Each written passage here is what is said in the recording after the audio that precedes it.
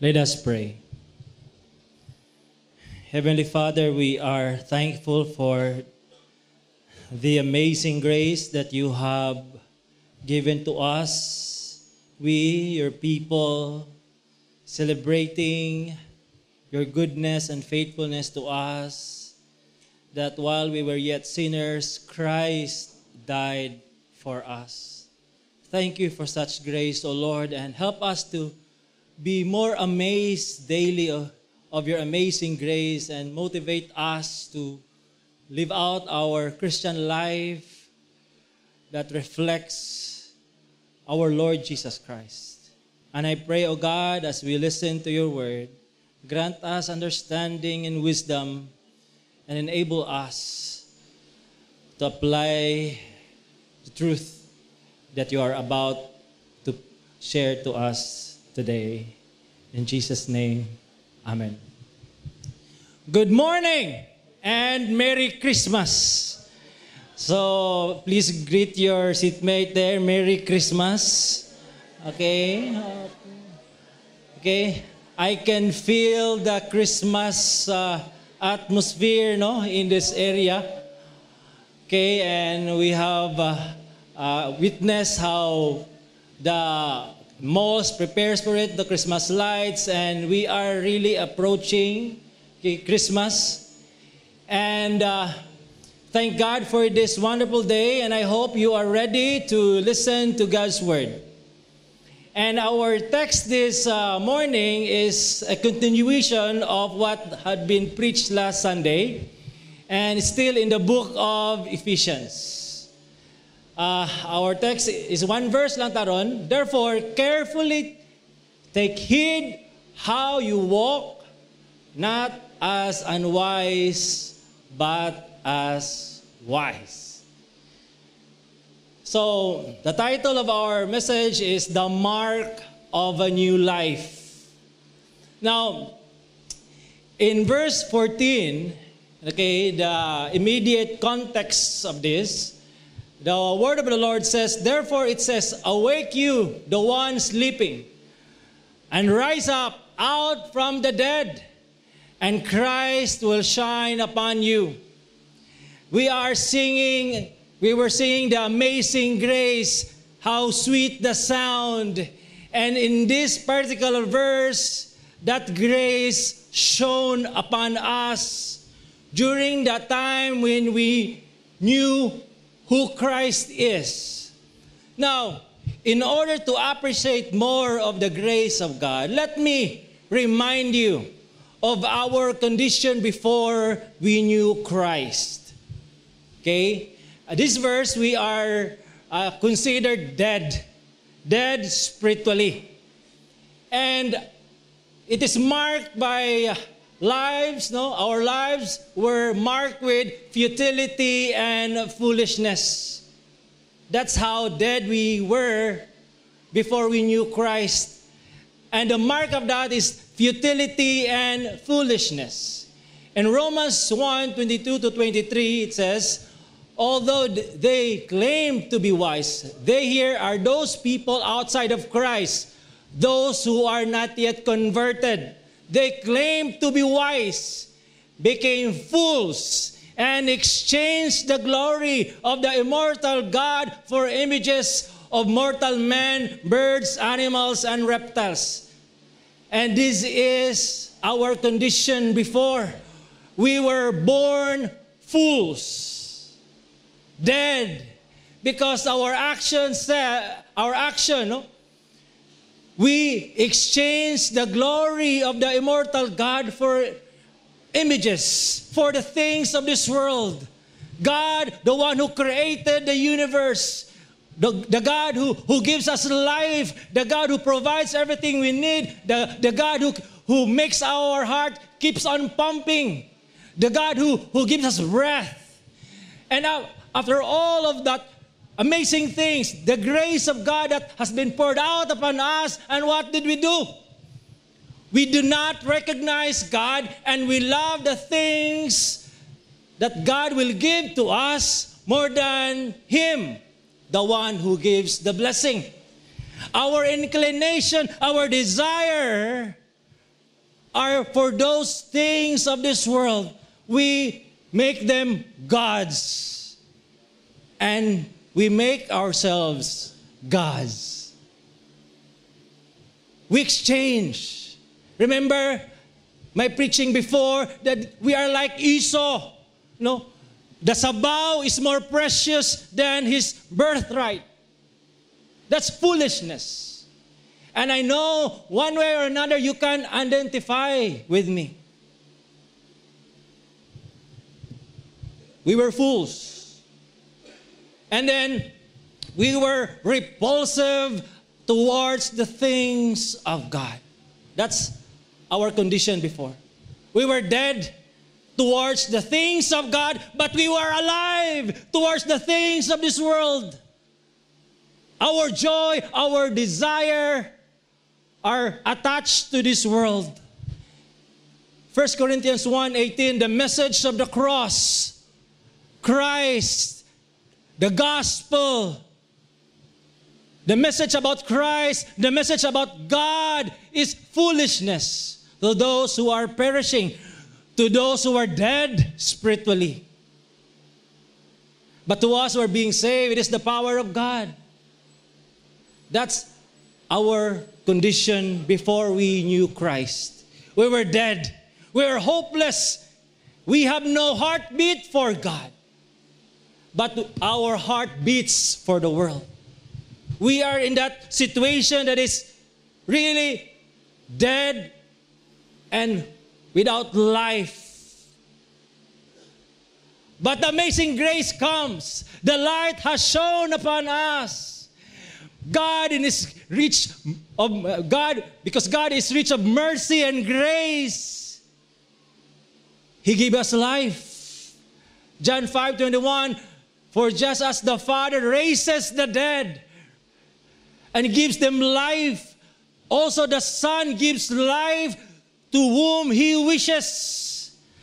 The favor of God, the grace, the love of God has shone upon us, those whom He has chosen. Remember, this grace is a sovereign grace. And the Son gives life to whom He wishes. That's the amazing grace. We don't deserve this. We don't deserve to be spiritually alive. But God gives us life. How does God do this? In Acts 16:14, and among those listening, Paul was preaching the gospel to people. And was a woman named Lydia, a dealer in a purple cloth from the city of Thyatira, who was a worshiper of God. But during this time, Lydia was worshiping God with a heart that is closed. Her heart is far from God. But the amazing grace comes. The Lord opened her heart. The Lord gives her a heartbeat to respond to Paul's message, the gospel. God brought His hammer and He breaks the chains that locks the heart of Lydia. And upon that, Lydia now was able to respond. Lydia now was able to receive the gospel because God opened her heart. That's the amazing grace. God awakens us. God gives us life so that we could respond in faith and repentance. That's grace of God. You will never become a Christian unless God opens your heart. That's why for us, for those of us who has relatives who are not yet a Christian, we keep on praying, begging God to save them, because only God can open their hearts. And what we could do is just to preach, to share the gospel to them. Okay? Last night, I was invited to a birthday celebration, and her purpose was just to celebrate her birthday with her relatives because they want them to hear the gospel. I preach the gospel. And that's one of her strategy to bring her relatives in the foot of Christ, and so that they could hear the gospel. He or she uses whatever it takes so that her relatives or mom will hear the gospel of Christ. So when God sovereignly opens a person's heart, He transforms his life, and his action manifests this transformation. There should be a transformation that will occur after God opens the heart of a person. Transformation we will show in her life. And what's that transformation? Ephesians 4:1. Now remember the context of Ephesians. Ephesians chapter 1, 2, and 3. Paul was talking about the great blessings that God has poured out upon us, redemption, our inheritance in Christ. And in chapter 4, 5, and 6, this is now talking about sanctification. Diba? Repeatedly, the word walk in a manner worthy of our calling. His life is changed by God. Okay, another in Ephesians chapter 5, 1 and 2.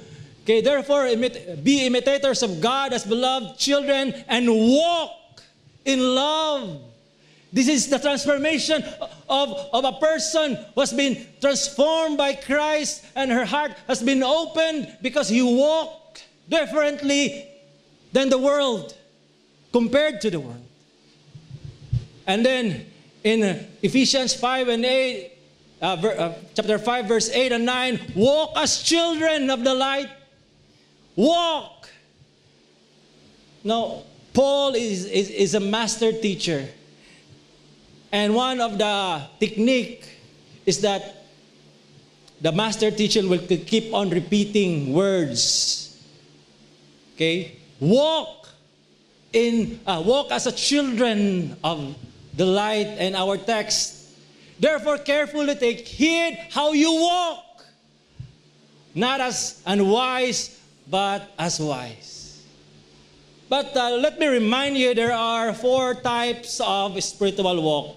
Whether you believe in God or you don't believe in God, nevertheless, you are walking spiritually. First, some know they are walking towards damnation. Okay? There are those people, and you would ask them question, where would you go after you die? And there are some people would talk to you straight, I will be going to hell. They knew it. They knew that they are walking towards damnation. There are people believe that as they walk this life, they knew that they are walking towards damnation. That's first. And there are also some know that they are walking towards eternal life. They are assured, they are convinced that Christ saved them, and they are walking towards eternal bliss, eternal life, being with Jesus, and they are sure about it. Sana all. No? Sana all. But there are some who are unsure where they will go after they die. Come what may. Say, sira, if God will put me to heaven, that's good. If God judge me to hell, and it's good. Come what may. But the 4th one is the most dangerous and the most common. Some may think they are on their way to heaven. They are walking towards heaven, but will end up in hell. Proverbs 14:12. There is a way that seems right to a man, but its end is the way of death. And sadly, there are people, millions of people are walking this path. They think they are saved, they think they are going to heaven, but they will be disappointed because hell is their destination. Jesus had already warned us in his Sermon on the Mount. Matthew 7:13. Enter through the narrow gate, for wide is the gate and broad is the way that leads to destruction, and many enter through it. Many, not just some, but many. They like this way, they like this broad way, and they like this easy way. Because that's the natural instinct of our flesh. We like comfort, we don't like struggle. And that way is leading to destruction. And many enter through it. But small is the gate and narrow is the way that leads to life.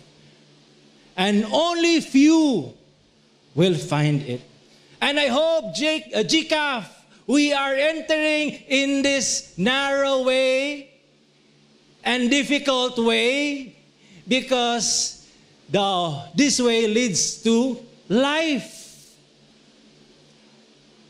But only few will find it, only few will enter through it because this kind of way involves self-denial. This way involves mortification of sin. This way involves holiness. This way involves battle against flesh.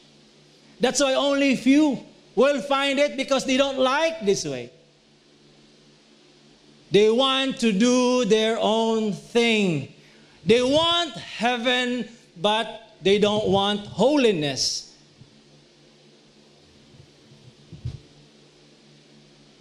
That's why in Ephesians chapter 5, verse 15, therefore, the therefore here is the context. Yes, we are now children of the light.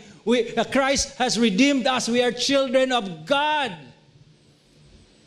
Carefully take heed how you walk. Carefully.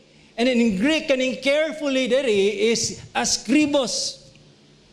The high point, extreme, highly accurate, properly, extremely accurate, very exact, more very accurate, because research down to the finest detail. Factually precise. That's how accurate, how carefully we are to walk our Christian life. Kay na uban maglikramo when they go to a doctor because kadaghan kay questions ang doctor. But the question, the doctor wants to diagnose the patient's condition. And they want to be accurate as possible so that the treatment would be accurate. Dili symptom ang matambalan kung dili kato yung sakit nga nagpaghulaan ng simptomas. Di ba? Just like for example, this man kay medyo labari ang ulo, experienced headache and other things. And they found out that this man needs to be operated in the brain. Kay naay brain surgery kaning a man. Now the surgeons, the doctors, before they proceed in this brain surgery, that man has to go through rigorous tests, treatments, and so that man will be prepared during surgery. And the doctor themselves will also prepare for that day because this is a serious business. This matter, life and death situation. So kung ang life and death situation na nasa dili na basta-basta, you have to be accurate, precise in everything, in every execution you take, because the life of a person is at stake. How about us as we walk our Christian life? Diba? We must walk in all goodness, truth, and righteousness accurately, exactly, and precisely as possible, for great loss is at stake if we are careless. Kung kita magdinanghag, kung kita reckless, great loss ni siya. So Christian life is not a walk in the park. That's why Paul says, he described Christian life like a soldier fighting for battle. Wrestler, a fighter. Diba? This is not an easy life that you are entering. This is a life of constant battle.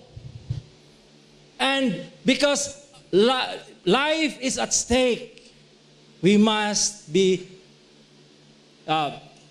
accurate in everything we do as much as possible.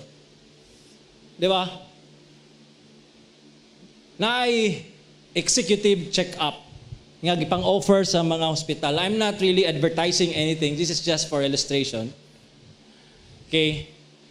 For example, di ba, you took this promo executive check-up because, di ba, the list, no, are amazing. Your internal organs will be examined and to make sure that you are okay physically. So what if you took this executive checkup and they examine your body, and then as they examine it, they found a tumor in your breast. Okay, sa mga babae, pwede po din sa lalaki. Nabay na ani? Pwede. Okay? Na yung tumor. So, masyaka. I can't believe this. Ikaw, billions ang tao sa world, why me? Ano ba yung respond? Or maybe you will be shocked. And then the doctor, napay paglaong because the stage is stage 1 pa. But if you are serious to get rid of this tumor, you have to go through different tests and treatments. Are you willing to do that? If you love your life, if you value your physical life, if you want to live longer, then yes, doc. Di ba? And you have to go through, you will spend a lot of money because you want to live.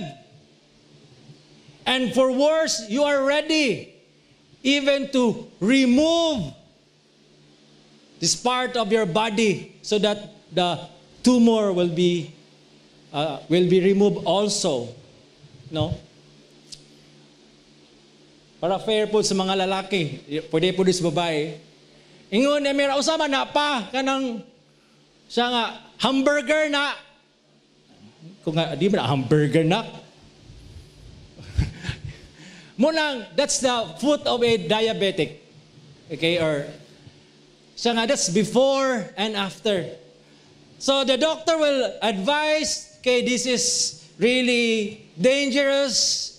If you want to live longer, you have to be willing to get rid of this part. We have to amputate you. Anang tao, yes, I am willing. Bahalag tulo na lang, katudlo, mabilin okay ra. I want to live.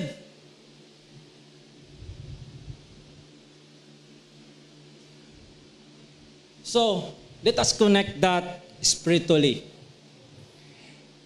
2 Corinthians 13:5 says, examine yourselves to see whether you are in the faith. Test yourself.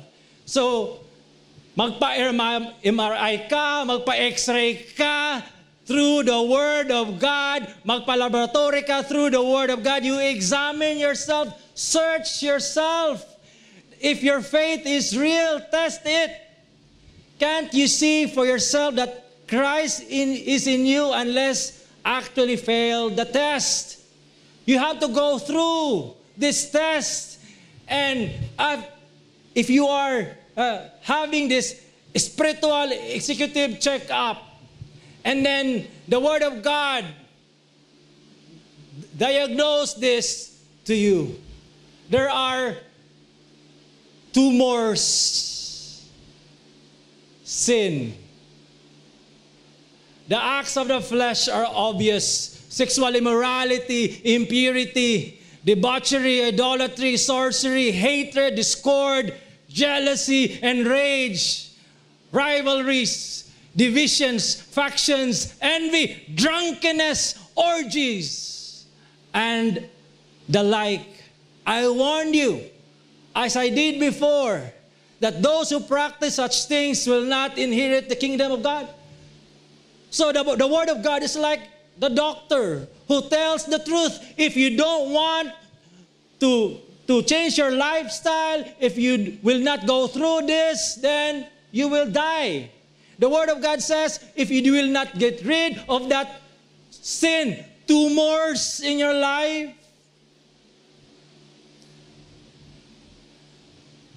I warn you, if you continue doing that, if you will not repent, if you will not change your lifestyle, you will not inherit the kingdom of God. The warning of the Lord Jesus Christ for us, church. So that's why Jesus Christ is blunt when it comes to dealing with sin. Na po'y mga amputation nga iyahang i-recommend. But this is hyperbole. Okay, do not take this literally. If your hand or foot causes you to sin, cut it off. Di ba? And throw it away. It is better for you to enter life crippled or lame than to have 2 hands and 2 feet and be thrown into eternal fire. You have to be serious with the tumors of sin in your life. You have to do whatever it takes to stop it, to remove it from your life. That's way better. And then, ingon ba gyud siya, if your eye causes you to sin, gouge it out and throw it away. It is better for you to enter life with 1 eye than to have 2 eyes and be thrown into the fire of hell. Christ, just like an honest doctor, you have to get rid of the tumors of sin in our lives. It makes your life in danger. Eternal, it's at stake if we are careless and reckless when it comes to sin. So according to John Owen, be killing sin or sin will be killing you. There are 2 options lang. So mas maayo, unhan na lang nato. Unhin na, kaya yung tuyo to kill, to destroy us. So what if, mayon ka, you will reason, Pastor, I'm doing ministries naman. No, I give to church, I have wider group, I share the gospel, and God knows that I am a human being. No, I commit sin. You know? Anyway, I support the church. Just, I'm comfortable with this life. I love this. The Word of God. Again, Jesus on the Sermon on the Mount. Not everyone who says to me, Lord, Lord, will enter the kingdom of heaven, but only he who does the will of God. Okay? Many will say to me on that day, Lord, Lord, did we not prophesy in your name? Lord, did you remember I shared the gospel? Do you remember, Lord, that I teach kids? Remember that day, Lord, that I sacrificed too much? I went to the mountain to share gifts to people and share the gospel to them. I share Christ to them. Lord, Remember, Lord, that in your name I drive out demons and perform many miracles. And then Jesus says, then I will tell them plainly, clearly, blatantly, I never knew you. Depart from me, you workers of lawlessness. These are the people who entered into a broad and wide way. They want heaven, yes, their life, there are good things that they are doing, but they are not willing to remove the tumors of sin in their lives. They don't like to fight. And then, what can we learn? If we are reckless and careless about our sin now, it will eventually kill us tomorrow. Sabi ni Saya ani, ganahan pa ko pagka-translate, kung dili nato patyon ang atong sala karon, tukbon kita niini, ugma pohon. Na, unsaon man na. Kung dili na i-remove mga tumors, na klaro na sa Bible, and you know your life, you know yourself, because the word of Christ is the mirror, the spiritual x-ray, the spiritual MRI that sees our spiritual condition. So the word of God says, do not be wise in your own eyes. Fear the Lord and turn away from evil. That's why the word of God says in Ephesians 5:15, therefore carefully take heed how you walk, not as unwise. What does unwise mean? Unwise means, foolish because rejecting God's leading and His will. This person, unwise, is not absent of mga information. He knew the truths, information. But in spite of that, in spite of that knowledge that he had, he gained, he rejects it. He doesn't obey it. And as a result,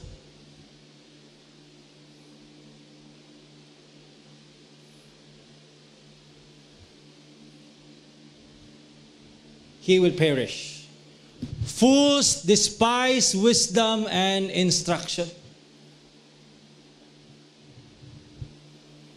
In Matthew 7:26, Jesus Christ described the difference between fools and wise.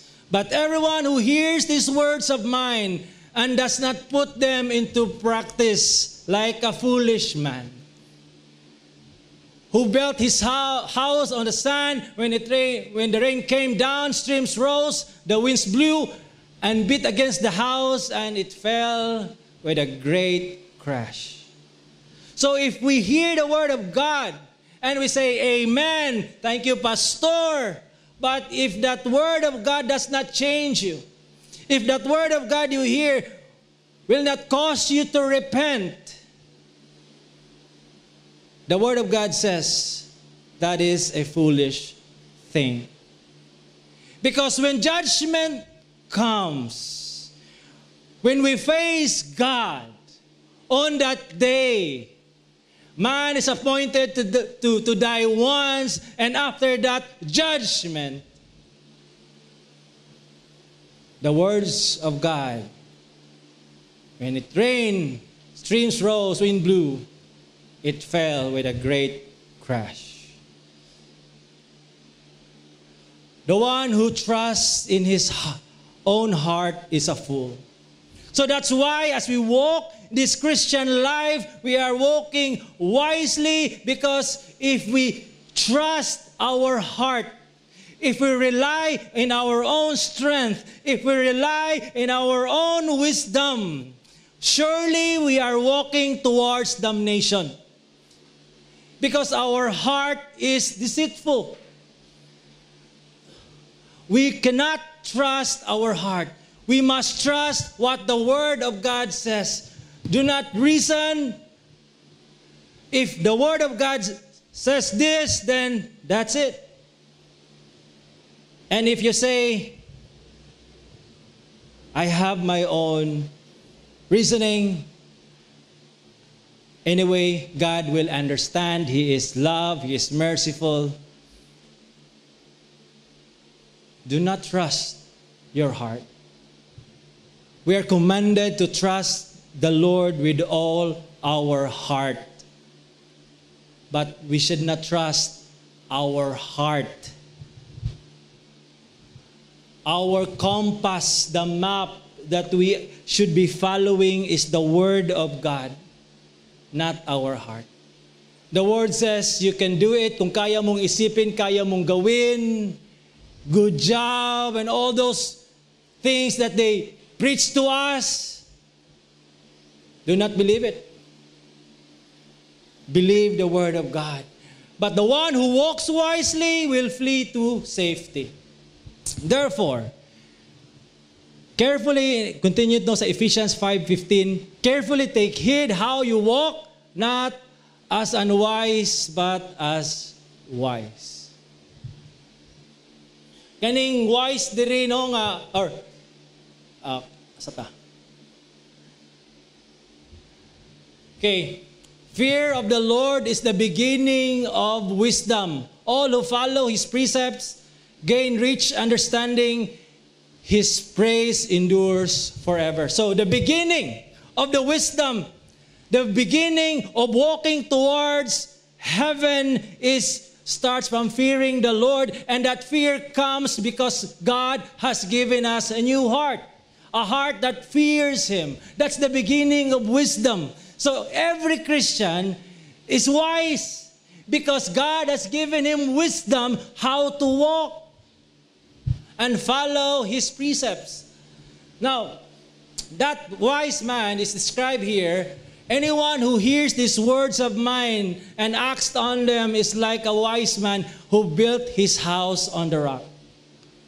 We should be wise in everything that we do, and we should make sure that our lives is built on the Word of God, on the teaching of Christ, and obeys it, because that's a wise thing to do. That's the safest place you should be, in the will of God. The rain fell, the torrents raged, the winds blew and beat against that house, yet it did not fall because its foundation was on the rock.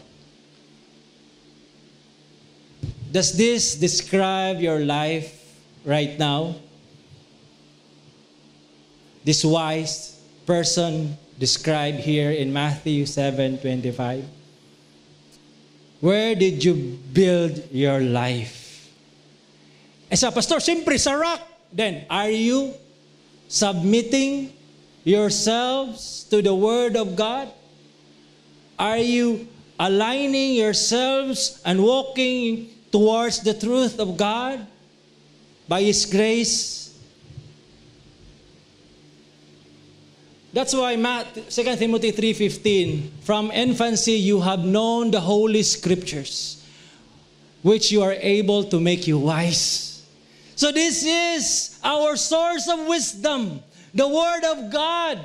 The Word of God makes us wise, makes us sensible in every situation, and surely it will make us wise for salvation through faith in Christ. The Holy Scriptures feed your minds with things of God, truth, because it will make you wise. That's the Word of God telling us. So that's why here in GCAF, we are preaching book by book. Imagine Christmas na Christmas karon. Maybe you should be expecting the shepherds and joy to the world, the Lord has come. And we are preaching this because this is essential to us. Christ is serious when it comes to our sanctification. And we should also be serious about our sanctification. So let us learn from Apostle Paul. Now, Paul says, or the Word of God says, He gave Himself for us to redeem us from all lawlessness and to purify for Himself a people for His own possession, zealous for good works. Remember, Paul knew that his salvation is the work of God to his life. And Paul knew that the reason why God saved him and the result of that is that Christ will purify for Himself a people. Paul knew that justification, after that, there must be sanctification, purifying. And then, next to that, that sanctification, that work of Christ in that person's life must manifest in his good deeds. Paul knew that. And he says, I am torn between the two. I desire to depart and be with Christ. He has that assurance of salvation. He is excited to be with the Lord Jesus Christ and spend eternity with his Savior forever. He has that assurance because his salvation depends upon Christ. Salvation is the work of Christ alone, by grace through faith in Him alone. We have no part of our salvation. That's the work of Christ. That's grace. Paul understood that. Grace, but look at because the work of Christ in his life.